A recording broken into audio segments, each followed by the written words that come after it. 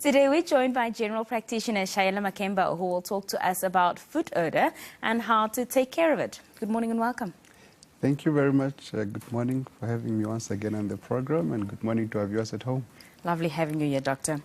Let's cut to the chase. We're discussing smelly feet this morning. Why do feet smell? Okay, basically, think about oftentimes we wear closed shoes. So our feet are always confined to a very tiny space. So what tends to happen is that you sweat a lot when you're wearing closed shoes. Now, there are bacteria that are found on our skins that we sort of call commensals, which mean they don't really hurt us. But now what happens is that if you're not wearing tight shoes and you're sweating, the sweat and the bacteria tend to sort of mix up, and then a process of decomposition takes place. And then that tend to produce this cheesy, office smell. And oftentimes that's actually what happens that leads to smelly foot here. You mentioned there a mixture of bacteria and something that doesn't sound really good. So it sounds like you could get infections from this. Is that possible? Yes, you can get what kind of infection. infections? All right.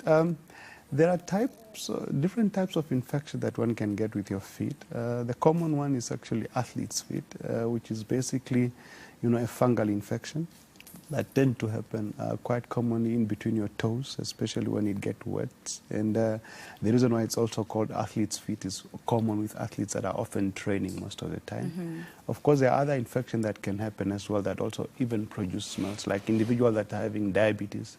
They are prone to get what we call diabetic ulcers. And then the ulcer can easily be infected with Staphylococcus aureus. You can also get fingernail infection called onychomycosis. There are other conditions such as psoriasis, which is dry, scaly skin, and eczema that also can affect the feet here. All right. Let's talk a bit more about athlete's foot and other foot funguses. Go in depth a bit with that for us. All right. Like I've said, athlete's foot is actually what we call tinea pedis. What happens with athletes, because they're always constantly training, when they probably go on the track and they're on their sneakers, they exercise, they tend to sweat.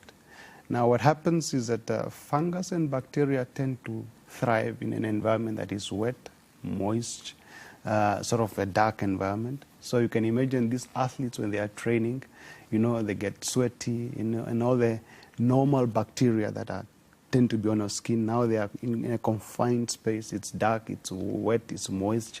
So with time, if an individual does not dry their feet properly, and then these organisms tend to thrive on their feet. And then what happens then is an infection take place. It commonly starts, in between your toes. It becomes a little bit red, scaly, and then later becomes itchy. It can also become sort of blistered, you sort of develop blisters on your feet. Ulcers can happen.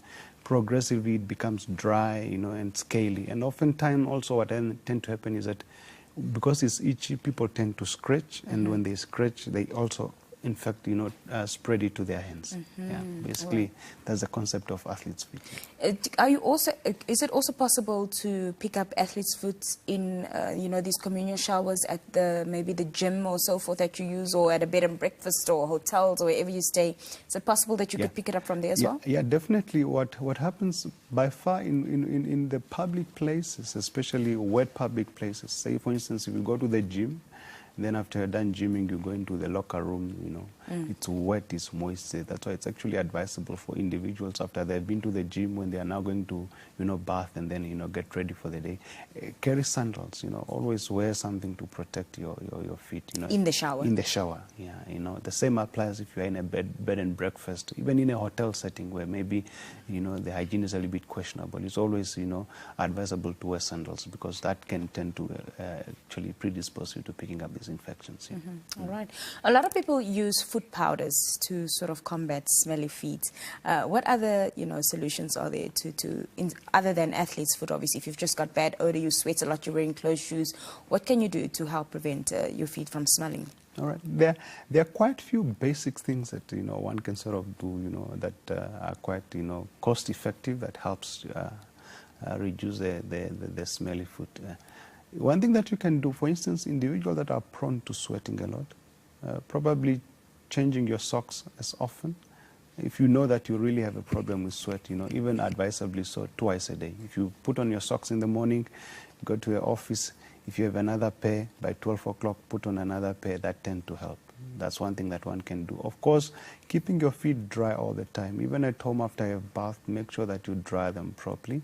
Of course, in your home setting, when it's your own environment, it's probably more cleaner. You are even allowed to probably be walking barefooted in your own house.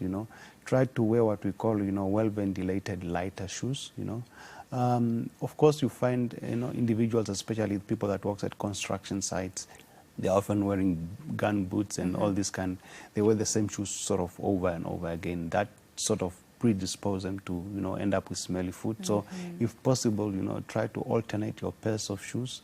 It's probably not advisable to sort of share your shoes, especially closed shoes. Yeah. Let's say you are siblings at home, you wear the same size of shoes. If your sibling asks you to sort of have so they can have your shoes on for a weekend, it's probably not an advisable thing to do.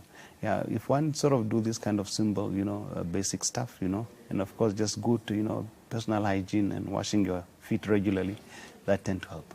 Anything that you can do in terms of your diet, perhaps? Does that help, or does it not necessarily play a role? Not necessarily playing a role. There are other aspects. Literature seems to suggest that individuals that tend to be stressed more often tend to develop smelly foot. The physiological explanation is not as clear as yet.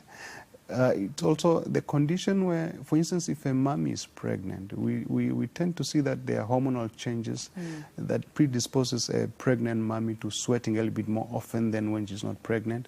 That can also now predispose her to developing smelly foot. So for, pregnant mommies that, tend to sweat a lot, they might just watch out to, make sure they clean their foot properly and keep them dry all the time. Oh, fantastic. Doctor, any final remarks? Okay, basically to just our viewers at home, all I want to say is that, look, smelly foot is quite common, but also very treatable. It's something that we see commonly.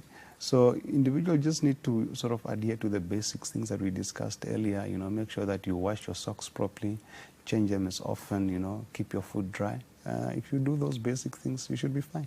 Fantastic. Thank you so much for being here this morning. Thank you very much.